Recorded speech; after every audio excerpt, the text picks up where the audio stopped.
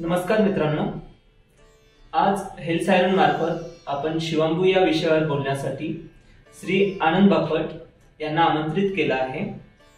श्री आनंद बापट हे एक जागतिक शिवांबू तज्ञ आहेत, तसेच ते ऑक्युपेशनल थेरपिस्ट आहेत। त्यांचं ॲक्युप्रेशर जे आपण पारंपरिक ॲक्युपंक्चर म्हणूया त्यातही त्यांचा खूप चांगला अनुभव आहे आणि निसर्गोपचार तज्ञ म्हणूनही ते खूप प्रख्यात आहे। आज आपण त्यांच्याकडून शिवांबू विषयी बऱ्याचशा गोष्टी जाणून घेणार आहोत, शिवांबूवर बरीचशी चर्चाही करणार आहोत, त्यांचे अनुभवही जाणून घेणार आहोत। सो मला असं वाटतंय की आपण ह्या चर्चेला पुढे नेऊया।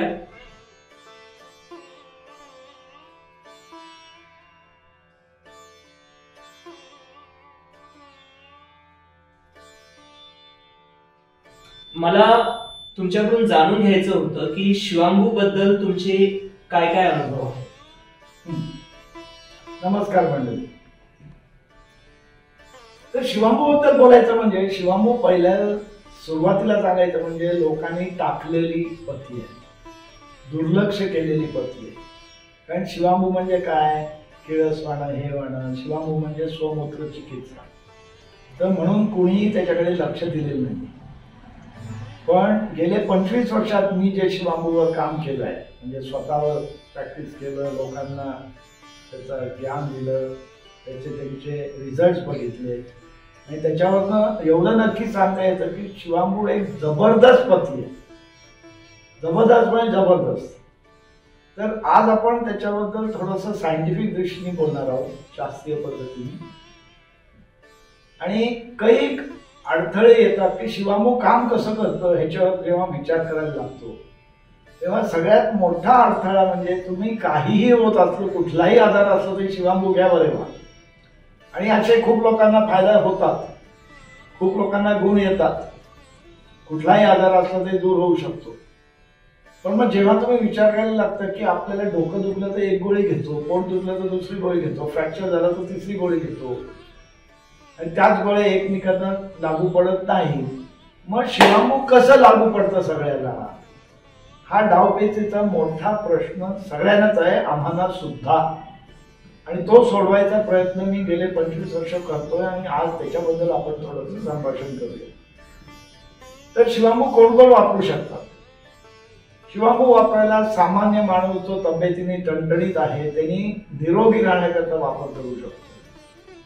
ज्या माणसाला बारीक सारीक आजार आहेत, सर्दी खोकला होतो, बारीक सारीक कटकट असते, त्यांनी शिवांबू घेतलं त्यांची तब्येत तंदुरुस्त होऊ शकते। ज्यांना बऱ्याचपैकी कुठले तरी विकार आहे, आर्थरायटिसचं दुःख म्हणा किंवा ब्लड प्रेशर आहे किंवा डायबिटीस आहे किंवा अजून काही आजार असतील, त्यांनी शिवांबू घेतलं तर त्यांचे व्याधी कमी होऊ शकतात। आणि ज्यांना काहीही उपाय नाही असं लोकांनी सांगितलेलं आहे, दुसऱ्या तज्ञांनी सांगितलेलं आहे की ह्याला आता उपचार पद्धती काही नाही, देवाचं नाव घ्या आणि सोडून द्या, अशा लोकांनाही शिवांबूनी बऱ्याच वेळेला काहीतरी हुरूप येऊ शकतो आणि कधी कधी त्याच्यातनं बाहेर पण पडायला मदत होऊ शकते, असं आमच्या सगळ्या लक्षात आलेलं आहे।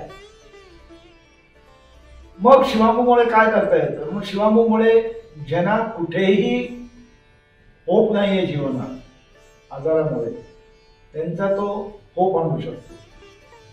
जो कुठली व्याधी ज्याला तुम्ही इनक्युरेबल म्हटलेले त्याला एखाद वेळी क्युअर होऊ शकतो, कधीही बरी न होणारे कधीही बरी न होणारा जो आजार असेल त्याला एखाद्या वेळी आपण फायदा करून देऊ शकतो। तर कुठले कुठले असे आजार आहेत, म्हणजे साधं पडसं खोकलं, सर्दी खोकला, ताप जे सारखं घडी घडी लोकांना येत राहतं त्यांच्यापैकी, किंवा सांधेदुखी, आर्थरायटिस, कंबरदुखी, किंवा काही इरिव्हर्सिबल डिसीजेस ज्याला आम्ही म्हणतो की त्याला काही उपाय नाही, काही करता येत नाही, ते घेऊनच मारायचं, ब्लड प्रेशर, डायबिटीस, काही काही लोकांचे कॅन्सर्स। याचा अर्थ हे नाही की सगळ्यांनाच गुण येईल असं गॅरंटी देतोय, पण बऱ्याच लोकांना गुण आलेला आहे म्हणून आम्ही त्याचं माहिती देतो। आणि बरेचसे स्किनचे कंडिशन म्हणजे एक्झिमा, सोरायसिस वगैरे, ते कित्येक वर्षाचे असून सुद्धा त्यांना गुण येऊ शकतो। म्हणजे हे जाणून घ्यायला खूपच कुतूहल वाटतंय की मधुमेह झालं, कर्करोग झालं, उच्च रक्तदाब झालं, असे आजारही स्वयं मूत्र चिकित्सा करून आपण ते बरे करू शकतो. बऱ्याच लोकांचे फायदे होऊ शकतात, पण सगळ्यांच्याच होतील याची गॅरंटी नाही. तर लोकांनी असं गैरसमजूत घेऊ नये की आम्ही गोळ्या सोडू हे करू, असं आम्ही म्हणत नाही. पण शिवांबूकडे वळायला नक्कीच हरकत नाही. अच्छा. तसंच आपण एवढ्या वर्षातले जे काही ठोकताळे आहेत शिवांबूचे फायदे लक्षात आलेले, त्याच्याबद्दल आपण थोडं आता बोलतो. बरेचसे आजार कुठल्याही प्रकारचे असतील तरी शिवांबूमुळे फायदा होऊ शकतो. त्याला वेगवेगळ्या प्रकारचं प्रिस्क्रिप्शन लागतं, म्हणजे ज्याला आम्ही डोस म्हणतो. म्हणजे मग त्यांना संपूर्ण फायदा होऊ शकतो. डोस म्हणजे काय? काही लोकांना दिवसात एकदाच घेतलेलं पुढे होईल, काही लोकांना सकाळ संध्याकाळ घ्यावं लागेल, काही लोकांना शिवांबूचा उपास करावा लागेल, तो उपास खाऊन पिऊन करावा लागेल, काही लोकांना उपास न खाता पिता नुसतं शिवांबू आणि पाणी करावं लागेल. पण सगळ्यांनी हे केलं पाहिजे असंही गरज नाही. तर त्यांचा आजार काय आहे, त्यांचा रिस्पॉन्स काय आहे, त्यांना प्रगती किती होतीये हे लक्षात घेता त्यांचं डोसेज ऍडजस्ट करून त्याला त्याचा गुणधर्म आणला पाहिजे. या संबंधित जेव्हा आम्ही शिवांबूचा उपचार सांगतो तेव्हा बरेच वेळेला आम्ही त्यांचं जेवण खाण पद्धती, व्यायाम काय करतात, ध्यान करतात का, प्राणायाम, या सगळ्याचे फायदे जिथे जिथे असतील तिथे त्यांना जोडून शिवांबू बरोबर त्यांना आम्ही करायला सांगतो, म्हणजे जास्त फायदा व्हावा. मी ॲलोपॅथिक बॅकग्राऊंडच्या दृष्टिकोनातून अभ्यास पहिल्यांदा करून आल्यामुळे हे मला कधीही कुतूहल वाटायचं की सगळ्या आजारांना वेगवेगळे औषध आपण देतो ॲलोपॅथीमध्ये. मग शिवांबूच्या वेळेला नुसतं शिवांबूनी कसं होत असेल, असं पॉसिबल कसं आहे, हे मलाही बरेच वेळेला प्रश्न पडायचा. तर त्याचा विचार करत करत करत हळूहळू लक्षात आलं की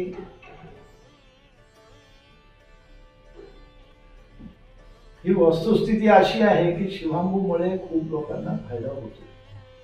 अच्छा.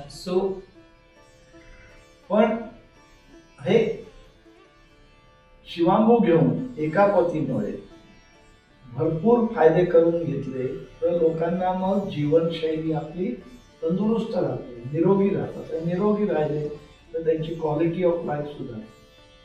आणि मग त्याच्यामुळे माझ्या डोक्यात प्रश्न पडला की आपण याच्यावर काहीतरी विचार केला पाहिजे. आणि म्हणून मी खूप लोकांशी बोललो, खूप लोकांशी जुळलो, डॉक्टरांशी बोललो, स्कॉलरशी बोललो, सायंटिस्ट लोकांशी बोललो, शिवांबू उपचार करणाऱ्यांशी बोललो की हे कसं काय काम करत असेल, ह्याच्यावर जरा विचार करूया. आणि गेले 25 वर्ष त्याच्यावर विचार चालू आहे. अच्छा.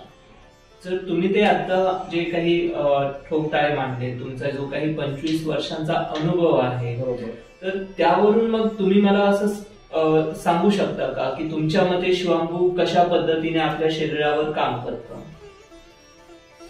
काय झालंय, गेले 25 वर्षात मी हा मार्ग पकडून चाललोय आणि त्याच्यावर कॉन्स्टंटली विचार करत करत जसं जसं संपर्क होतोय वेगळ्या वेगळ्या लोकांशी, ते वेगळे वेगळे थिअरीज मांडत गेलोय. आणि मी काय काय थिअरीज मांडल्यात त्या जरा तुम्हाला मी आता दर्शवून देतो.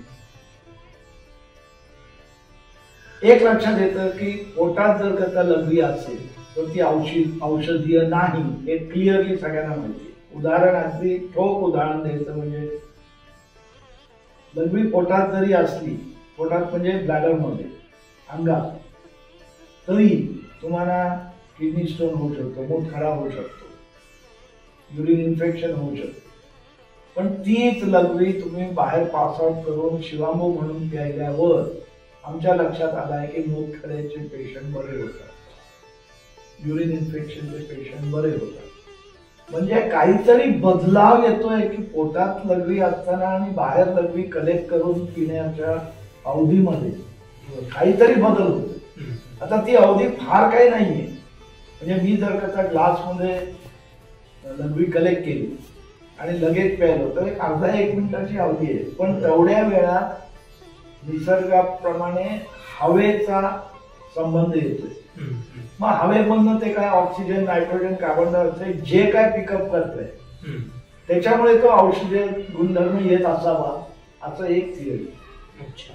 कारण नाहीतर मग पोटातले अचानक मूतखडा होऊ नये पण होतो आणि प्यायला मूतखडा जातो आणि हे सिद्ध झालेलं आहे. बरोबर. तर हे तालमेल कसा व्हायला पाहिजे.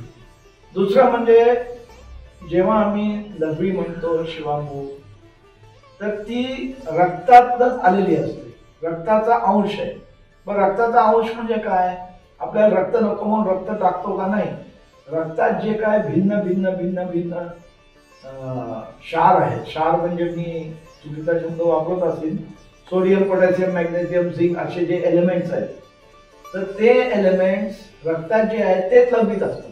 फक्त आज मी जास्त मीठ खाल्लं, सोडियम किंवा पोटॅशियमचं जास्त मीठ खाल्लं, तर माझ्या लघवीमध्ये जास्त सोडियम पोटॅशियम मिळणार आहे, कारण माझ्या रक्तात ते त्या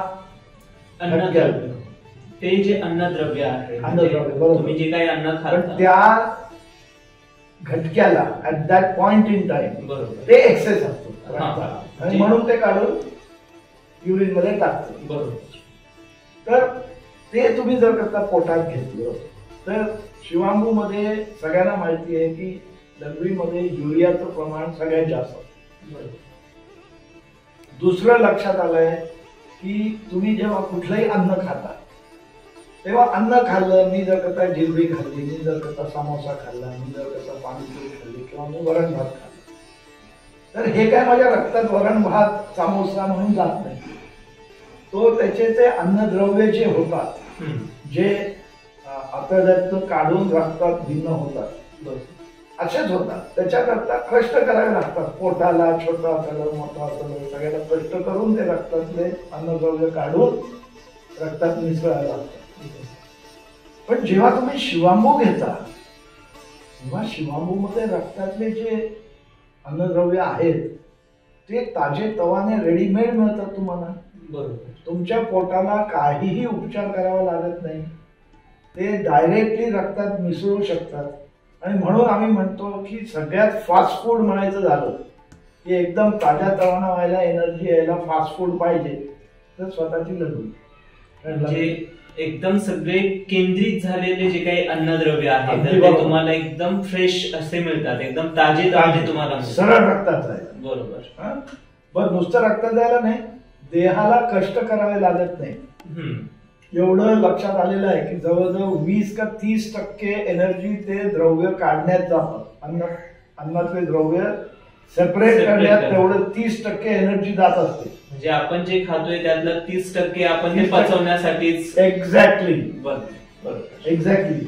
मग हे घेतलं तर काहीच नाही, सगळं पचवण्याची गरज नाही आणि डायरेक्ट द्रव्य मिळाले. बरोबर. म्हणून आम्ही त्याला फास्ट फूड म्हणतो.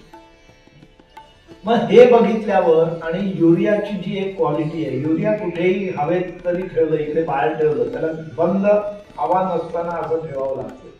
ते हवेत ठेवलं तर पाणी पकडतं, हवेतलं पाणी. बरोबर. म्हणजे याला आम्ही हायड्रोस्कोपिक म्हणतो, पण ते पाणी पकडायची क्षमता आहे त्याच्यामध्ये. तर तसंच जर करता पोटामध्ये होत असेल तर पोटात युरिया गेलं की ते साफसफाई करायला बरं पडतं, कारण ते पाणी शोषून घेतं आणि मग खोटा साफ करतो. असं असेल कारण खोटा साफ होतो हे आम्हाला माहिती होतं आणि मग त्याच्यामुळे मग तुमचे टॉक्सिन्स नको त्या गोष्टी सगळ्या बाहेर पडत असतील. तर अशी एक मध्ये थिअरी होती. पण ह्या थिअरीचा सगळ्या दृष्टिकोनातनं एक्सप्लेनेशन जे व्हायला पाहिजे ते आम्हाला मानसिक वृत्ती फिट बसत नव्हतं. उदाहरणार्थ जर का शिवांबूचा उपवास केला 1 ते 10 दिवस तर लोक टवटवीत व्हायचे, एकदम फर्स्ट क्लास. तेच पाण्याचा उपवास केला तर एवढं नाही व्हायचे आणि त्यांचं चांगली एकदम चकाचकी व्हायची, त्वचेवर एकदम त्वचेवर तेज येणार, अंगात ऊर्जा जबरीची येणार आणि उपवास असला तरी काम जोर मारून काम करायची ताकद असायची. बरोबर. हे आम्ही खाऊन पिऊन गेलो तर आम्ही बधीर व्हायचो, पण हे उपासवाले अगदी टणटणीत. तर ह्या सगळ्या गोष्टी जेव्हा लक्षात येतात तेव्हा वाटतं की अरे शिवांबूवर काहीतरी गुणधर्म आहे, पण ते काम कसं करतो, परत प्रश्न तिकडेच येतो. मग आमचे एक इंजिनियर मित्र ते शिवांबू स्वतः पण घ्यायचे आणि त्याच्यावर त्यांनी खूप अभ्यास केला होता.